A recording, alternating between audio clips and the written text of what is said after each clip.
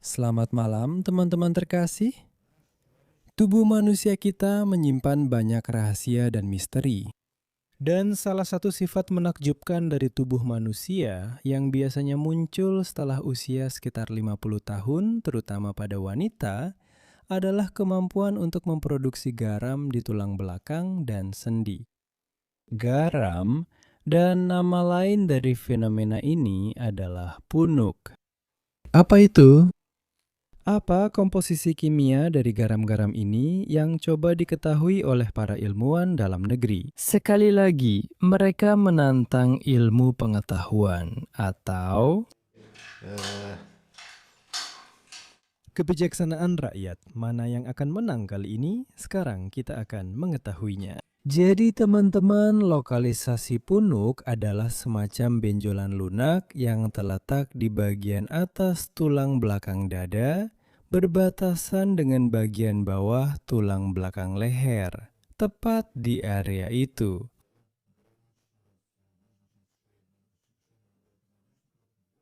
Tepat di area tonjolan tulang belakang dan bahkan sedikit di sampingnya. Di sini, inilah lokasi dari benjolan ini. Benjolan ini juga dikenal dengan sebutan punuk janda. Punuk janda. Kenapa? Ini sepertinya adalah fenomena yang bersifat historis. Pada janda mungkin ada yang terkenal muncul, atau dulu memang sering muncul pada janda. Ya, sulit untuk dikatakan. Nah, siapa yang tahu, silahkan berbagi di kolom komentar kenapa punuk itu dinamakan seperti itu. Jadi, kita mengenalnya dengan nama apa? Punuk, punuk janda, penumpukan garam, begitu. Apa yang akan kita lihat? Sekarang kita punya metode penelitian modern, seperti misalnya MRI, CT scan, ronsen. Dan apakah itu menunjukkan ada garam atau tidak? Apa yang ditunjukkan semua metode pemeriksaan ini kepada kita? Bahwa secara normal kita memiliki lengkungan tertentu di bagian leher tulang belakang. Ini disebut lordosis cervical. Ketujuh ruas tulang leher tersusun satu sama lain dalam posisi tertentu, membentuk lengkungan tertentu yang disebut lordosis. Itu memungkinkan kita melakukan berbagai gerakan. Beban yang merata didistribusikan ke leher ketika lengkungan itu ada, memberi kita kemampuan untuk menundukkan kepala ke depan. Ada sedikit ruang untuk bergerak ke belakang, memutar ke berbagai arah. Namun kehidupan modern itu keras. Ia menuntut perhatian kita terus-menerus. Dalam posisi inilah kepala paling sering berada, karena kita harus terus-menerus melihat ke layar ponsel. Dulu kita harus melihat koran, buku, sekarang kebanyakan ponsel. Dan karena itu, kita jadi lebih sering menghabiskan waktu dengan posisi kepala menunduk ke depan. Ketika kepala kita condong, di sini kita hanya melihat lurus ke depan, ke depan. Ketika kepala kita menunduk ke bawah, misalnya saat mempelajari sesuatu, seperti dari layar ponsel kita, atau misalnya Anda sedang membaca koran. Nah, jadi ada sesuatu di tangan Anda, dan Anda melihat ke sini. Posisi seperti ini yang berlangsung lama secara bertahap menyebabkan otot-otot terbiasa dengan posisi tersebut. Dan bahkan ketika kita ingin kembali ke sini, melihat ke depan lagi. Karena otot-otot leher kita secara bertahap melemah, menipis, di beberapa bagian bahkan mengalami fibrosis, yaitu jaringan ikat sebagian menggantikan otot, dan di beberapa tempat bahkan jaringan lemak muncul menggantikan otot. Di sini, otot-otot leher kita perlahan-lahan menjadi lemah dan tipis. Di sini, sebelumnya otot-ototnya masih kuat dan bagus. Dan ketika kita ingin melihat ke depan, mengalihkan perhatian dari aktivitas utama kita, ingin meluruskan kepala, gerakan kita sudah tidak seperti itu lagi. Baiklah, saya akan gambar di sini juga, di sini saja. Ketika kita meluruskan kepala, gerakannya tidak terjadi di seluruh leher, tapi hanya di bagian atasnya saja. Dan lengkungan ini akan tetap seperti itu. Jadi, kita akan melihat ke depan seperti ini. Dalam posisi ini, yaitu posisi leher yang sudah biasa, tidak semua kelompok otot leher bekerja, hanya bagian atasnya saja. dan bagian itu menjadi terlalu terbebani. Karena itu, di sini timbul ketegangan berlebih di area suboksipital, terjadi iritasi saraf oksipital, gangguan aliran balik vena, dan dalam beberapa kasus juga berkurangnya suplai darah. Namun ketegangan yang terus-menerus di sini secara perlahan menyebabkan keterbatasan pergerakan leher dan garam yang berbahaya mulai menumpuk. Tepat di area ini, di sini.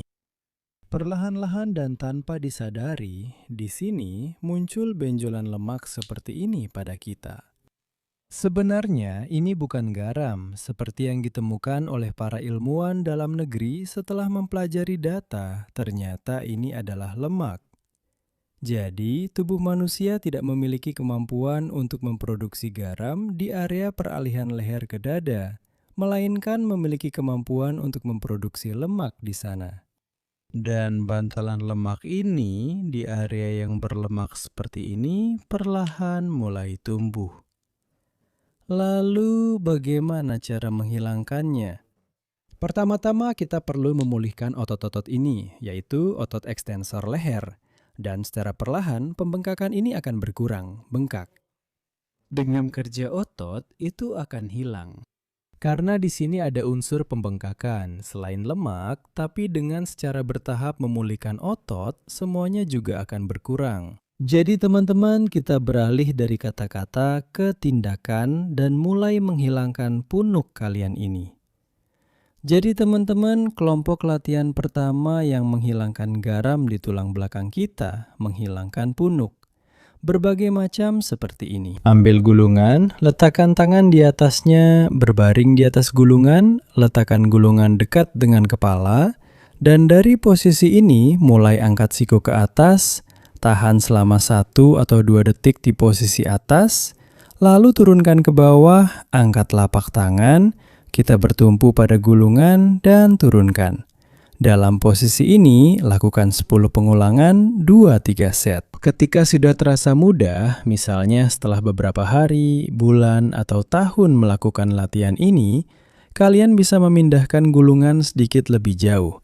Sekitar 5-10 cm dari puncak kepala kalian. Dan dari posisi ini, coba angkat tangan, angkat, turunkan, angkat, turunkan. Dalam posisi ini, bagian atas otot trapezius di antara tulang belikat kalian akan bekerja. Akan ada kontraksi dan ketegangan di area tersebut, tepat di mana otot yang paling lemah dan tipis berada. Dan pada tahap berikutnya, kalian mulai melakukan gerakan sambil terus menjaga siku tetap di posisi atas sepanjang waktu. Setelah kalian mengangkatnya ke atas, lakukan gerakan ke depan, ke belakang, ke depan, ke belakang di sini. Tapi kalau kalian merasa berat melakukannya di posisi pertama ini, maka latihlah dulu di posisi itu untuk beberapa waktu. Setelah itu, tingkatkan kesulitannya dengan bergerak sedikit lebih jauh, lalu sedikit lebih jauh lagi. Kepala kalian tetap menempel dengan dahi di lantai sepanjang waktu, supaya beban benar-benar masuk ke otot-otot di antara tulang belikat, di bagian atas, di antara sudut-sudut tulang belikat, sehingga otot-otot di sana benar-benar bekerja. Sekarang teman-teman, tahap berikutnya adalah untuk memberikan beban lebih pada kelompok otot ini yang bertanggung jawab atas penumpukan garam. Kalian pasang karet di siku, tangan satunya akan menahannya, letakkan tangan di dinding, tangan yang satunya lagi yang ada karetnya, letakkan di belakang kepala, dan dari posisi ini mulai gerakan tangan ke belakang seperti ini. Di sini juga terjadi ketegangan pada otot trapezius. Bersamaan dengan itu juga meningkatkan mobilitas tulang belikat, otot deltoid, gerakan ini juga ikut aktif. Apa bedanya dengan latihan sebelumnya? Bedanya, di sini otot mulai bekerja dari posisi yang sedikit meregang. Karena otot kalian sudah terbiasa berada dalam posisi meregang terus-menerus. Bahunya di sini sudah menggantung selama bertahun-tahun. Dan dari posisi ini, untuk mengembalikannya ke posisi yang lebih fisiologis, kalian latih gerakan seperti ini ke satu sisi dan ke sisi lainnya.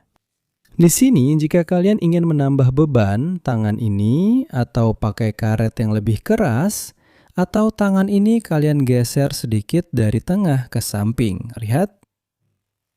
Jadi di sini tegangannya akan lebih kuat. Semakin jauh kalian geser tangan ke sini, semakin otot harus bekerja keras. Nah, tapi posisi awalnya seperti ini. Tangan ada di tengah dan dari posisi ini. Dan secara bergantian ke satu sisi dan sisi lainnya, kalian lakukan gerakan ini sebanyak 10 kali. Pilih karet dengan cara seperti ini, supaya terasa ada usaha, tapi keesokan harinya kalian tidak merasa semuanya sakit di sana. Sudah habis untuk selamanya. Jadi otot itu memang harus mampu menahan beban. Tapi di hari-hari pertama mungkin akan terasa sedikit sakit. Lalu setelah itu usahakan untuk memilih beban dengan benar. Dan yang ketiga teman-teman adalah latihan yang secara ajaib bisa memperbaiki posisi kepala yang jelek seperti ini ketika kalian harus dengan susah payah memutarnya ke berbagai arah. Tapi enaknya kalian bisa melihat dengan mudah apa yang ada di bawah. Mengembalikan kepala dan leher ke posisi yang tegap seperti ini, karena otot-otot ekstensor leher mulai bekerja. Latihannya seperti ini, lihat. Ambil bantal atau sesuatu yang cukup empuk yang bisa ditekan dan diremas seperti ini. Bantal pada dasarnya cocok, bisa juga dilipat dua seperti ini. Atau bisa juga pakai gulungan yang empuk. Atau bisa juga pakai handuk, lipat dengan rapi supaya cukup empuk, karena kepala Anda akan bersandar di atasnya. Letakkan seperti ini di bawah bagian belakang kepala, begitu. Dan sekarang kita mulai menjauh dari dinding. Menjauh, menjauh, begitu. Dan bagian belakang kepala kita tetap bersandar pada bantal atau handuk, apapun yang ada di bawah kepala Anda, begitu. Dan pada suatu saat Anda akan merasakan otot leher Anda cukup tegang. Dan otot-otot leher itu mulai lelah karena posisi ini. Dalam posisi ini Anda harus bertahan, tapi perhatikan agar dagu Anda tidak turun seperti ini. Artinya Anda harus bisa mempertahankan posisi kepala yang alami seperti ini.